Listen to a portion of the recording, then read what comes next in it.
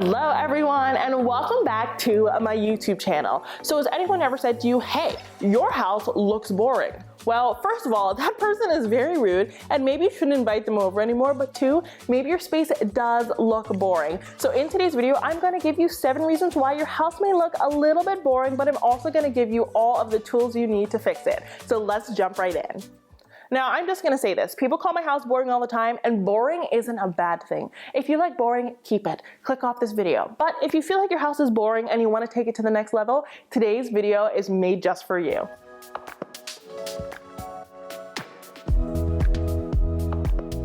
So the first reason why your house looks boring is that there is nothing on those walls. So I know you just bought this new house or you just got your new apartment and they freshly painted the walls and you're like, ooh la la, these are beautiful. I love this. I know, I love it too. And you're afraid to put a hole in the wall, but you have got to put a hole in the wall. Because if there's no hole in the wall, there is nothing up on those walls to tell me anything about you.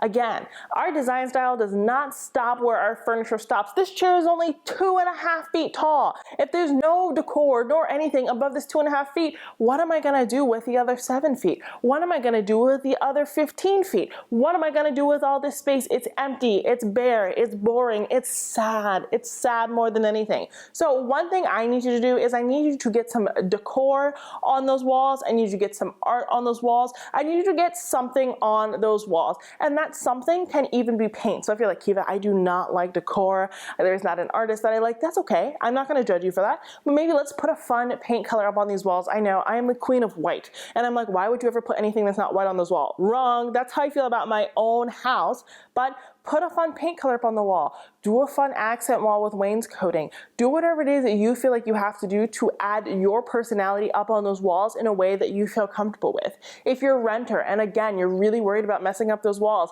use a peel and stick wallpaper. Whatever you put on your wall doesn't have to be traditional, right? You don't have to have a Kadir Boli. You don't have to have the Sarah Brooks from Home Goods. You can have whatever it is you want to have, but we need to have something on there because one, it tells us so much about you, and two, without something on those walls, all of the design stops at the top of the furniture. And since a lot of us have low profile furniture because modernism is in, contemporary design is in, mid-century modernism is in, everything is so low profile that we're losing so much above the furniture. And last but not least, of course, I have to come for the television a little bit. Again, totally okay to have a television.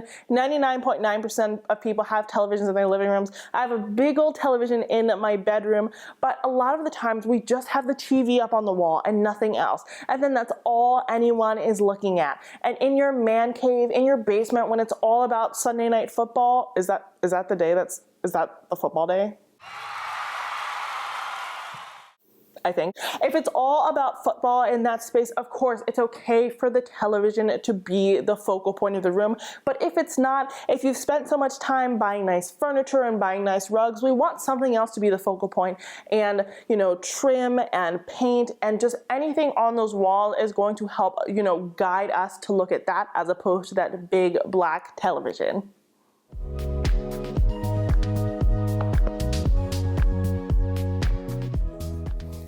The second reason why your house looks boring has something to do with that artwork. So it's not that there isn't any art on the walls, though that is a problem as well, but we have forgotten about the rest of the wall. So a mistake that I see all the time is that it's especially common right now with the grand millennial design. They'll have one painting, and that painting is the size of this plate on this big wall we have back there, and they're like, this is it. This is it. This is the only piece of art. Unless it is the Mona Lisa, nothing can stand alone by itself, in my opinion. So you can't forget about the rest of the wall. We can't just design one itty bitty corner and not design the rest of the space because it's like, did you finish? Is this a statement about life that I'm kind of missing? You know, we need a little bit more. So I don't want you to forget about the rest of the room. You can't just decorate one space and not the rest. Now, the caveat to that is I don't want to see decor on every single part of the wall, but we need to remember to, you know, decorate most of our walls, have a little bit of dead space, and, you know, just continue to think about that. Same thing goes. We need to do things with height. If we have really, really tall ceilings, we just can't have a painting at 3 feet feet 3 inches. We might have to have the painting at 5 foot 3 inches. Maybe we need to have really nice and tall paintings, kind of like these ones I have back here. We have to get a little bit more creative as to perfectly occupy our space, because you know what we did maybe in like our college apartment is not what we can do in our bigger house now, because the spaces are different and they just require different accessories. And we also cannot forget about lighting, because the lighting is another way to add a decorative touch. So a lot of people just leave whatever like light is up there. If it's a boob light and your style is very modern, switch it out for a Sputnik. It's super easy to do. Just turn off that electricity. We can't forget about our style as we travel upwards, right? If we're forgetting about that, our space is just looking a little bit boring, because like we said in our last point, everything is just very low to the ground, and we're not thinking about anything anyone sees when they're actually standing. You have to think about the space from different perspectives, those perspectives being the seated perspective at the sofa, the seated perspective at the dining table, the way you look at the entryway, the way you look at the room from a different side, but also at different heights as well.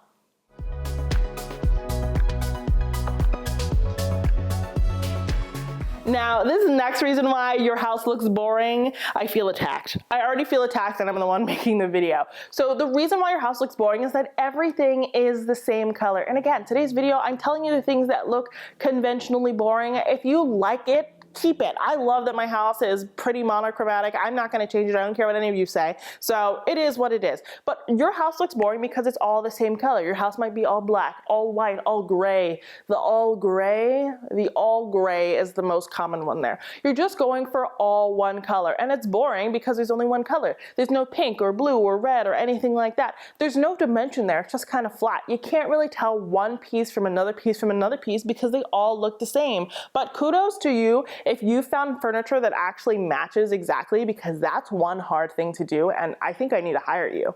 But yes, the reason your space looks boring is just kind of it's devoid of different colors, it's devoid of difference, and we want to see different things. Now, if you don't want to add color, if you're allergic to color, that's okay. I understand you. We are kindred spirits here. What I want you to do is at least add new shapes, new textures, and new patterns. That's a way to keep your color palette consistent without stepping too far out of your comfort zone. So if your sofa is made of linen, maybe you'll have a chenille pillow, maybe you'll have a something else pillow. You'll just mix it up a little bit. Same thing goes, if you have a modular sofa, maybe you'll have a curved chair. Something I got wrong right before is I had the same style of dining chair and the same style of sofa, and they were right next to one another. So it was boring because it was just a copy paste. Sure, it made the entire shopping process easier for me, of course, and I love that. But it was boring. So the way we mix that up is to add new shapes, even if we're staying in the exact same color palette.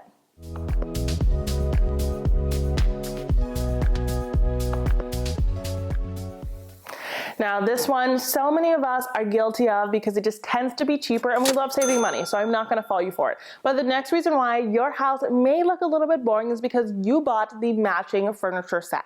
So they always get you. They're like, hey, if you buy the sofa by itself, it's $1,000. If you buy the sofa and this chair, it's somehow $995. And I'm like, why is it cheaper? What happened here? But sold, right? They get you with these gimmicks, and I would do it too because it's more affordable. But when you're buying that matching furniture set, obviously everything is the same color, everything is the same pattern, the pillows are the same, the shapes are the same. It's just more of the same, and we want to mix it up. So what we want to do is we're going to get our sofa from one place and then an accent chair from another place, or maybe not even from another place. We want to get it in a different color, a different shape. It has a different type of trim. We just want there to be some differences there, and I know that that's scary. I feel like this is a really, really scary part of design. You're like, well, if I buy the matching furniture set, at least everything will go together.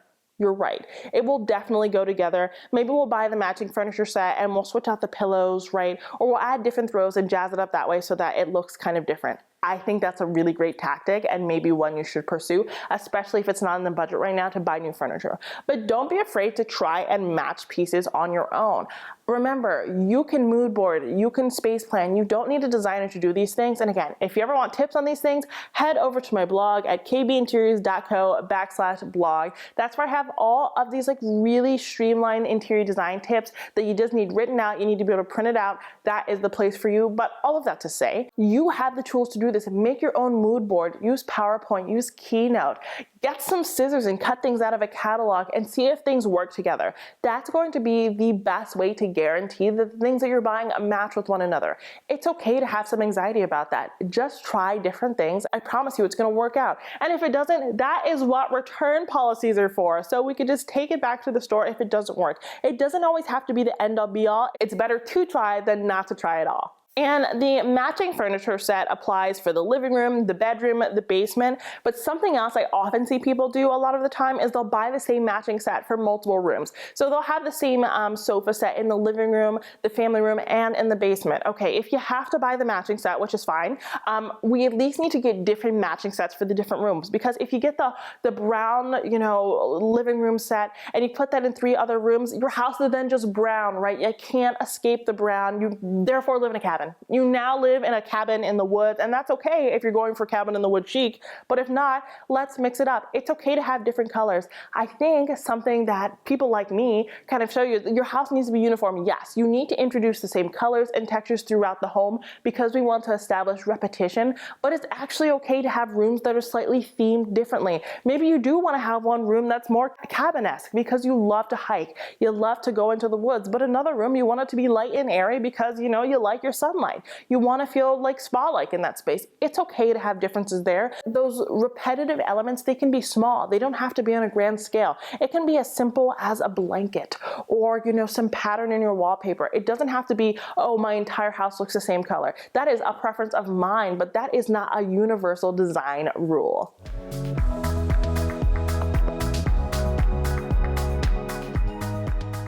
The next reason why your house may look a little bit boring is that you don't have a rug on the floor. You don't have a rug on the floor. And now we're starting Rug 101, the reasons why you need a rug. One, if you have tile floors or you just have floors in a big space, there's an echo. Rugs help absorb sound, and we want to do that. Rugs also help with safety. If you have a baby, if you have a pet, if you're prone to slipping, your rug is just going to help you get some grip, and we want that. And 3, rugs look good, and they help break up spaces, especially open concepts. And then 4, rugs look good, and they, kind of distract you from that ugly floor you don't like, or that wall-to-wall carpet, or they just kind of give you a way to perfectly orient your furniture, even if you don't dislike anything else in the room. So rugs have so many purposes. So when you see a space and there's no rug, you're kind of like, where does it start and where does it end, right? It's a little bit confusing there. A rug really anchors a space. You say, okay, this is the dining room. But without the rug, you're like, is this the dining room? Is this the kitchen? It's not very clear. It makes your space kind of look unfinished, but a rug really helps you define a space. I'd honestly rather you have a rug that's the wrong size and maybe even in the wrong orientation than no rug at all. At least we have a new color, a new texture, a new something, just something breaking up the space. Again, let's think about my space. What if I had no rug in my dining area? It just kind of expands the floor, and then you hit a really harsh black rug and these big sofas back here. You're kind of like, how did we get here? It was just kind of like an expanse of nothing, and now I'm overwhelmed. Rugs really help to segment the space and soften a space a bunch. They just help a space look finished. The only way I can really prove this to you is to show you spaces without rugs and with rugs, and you can be like, wow, this really does change the game, because it does change the game. So your house might look boring just because you're missing that, because no rugs means it kind of looks unfinished. And that doesn't mean you have to have a thick rug. It doesn't need to be a shag rug. It can be even a small accent rug. You just need to have something on those floors, because otherwise it just kind of looks like you just moved in and this is your home. Let's enjoy it. Now, a lot of reasons why people don't have rugs is because they're worried about spills. And I am the interior design YouTuber who says ruggables are okay. I am team ruggable. I am team washable rug. You need to do what you need to do to live a practical lifestyle for you and your kids and your pets. So ruggables are great. You can throw them in the washer and you can get mess all over them and you can vacuum them to your heart's content, but put that rug down. It's going to bring so much personality to your space.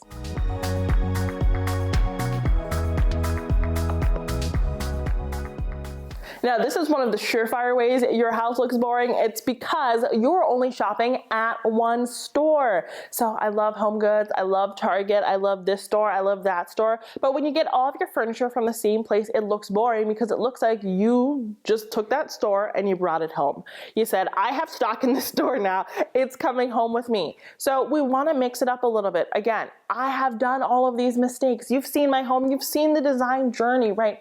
It's okay. Please don't feel bad as you're watching this video. But if you're only shopping at one store, then your house just kind of starts to reflect that store. Like, you know, Restoration Hardware. If you have the cloud sofa and the cloud coffee table and this and that, it just kind of looks like Restoration Hardware. Now, I really don't necessarily see a problem with that, but I do understand why it could be perceived as boring because you've not put your personal spin on it. Same thing goes if your house just looks like West Elm. To me, I'm like, okay, you like mid-century modern, so you went to West Elm. That's great. But I see why it could be perceived as boring. So you want to shop at different stores. Maybe you like to get all of your furniture from one store because the quality is there. Let's get our pillows from somewhere else, or our lighting from somewhere else, or our decorative accents from somewhere else. Let's just shop in an array of stores so that it doesn't just look like the catalog, and so that, you know, your space doesn't look like someone else's space, because a lot of people just buy the entire room because it's easiest, right? Design is hard. But to kind of make yours look different from someone else, buy different artwork, buy different accents, pair that set that you got from the catalog with a different rug than the rug that they showed you. Just mix it up like that. But the best way to do that is to shop at diverse stores. Plus, this is going to help you save money because maybe your store is really great for furniture. It's really just not affordable when it comes to rugs or decorative accents. Save yourself some money, diversify where you shop. I promise you, your wallet is going to thank you, and your house's character is also going to thank you.